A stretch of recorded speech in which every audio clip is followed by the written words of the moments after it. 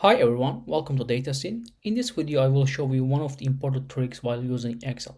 Most of the time, you will have a large data set and you may need to choose a specific range of cells to apply a formula or change something.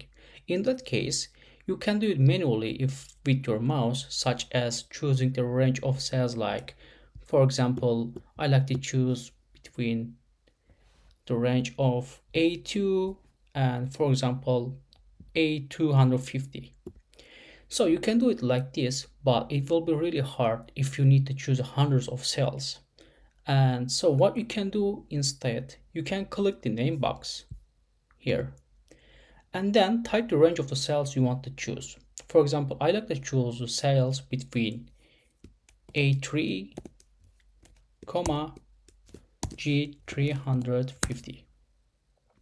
When you click the enter, the range of the cells will be selected automatically.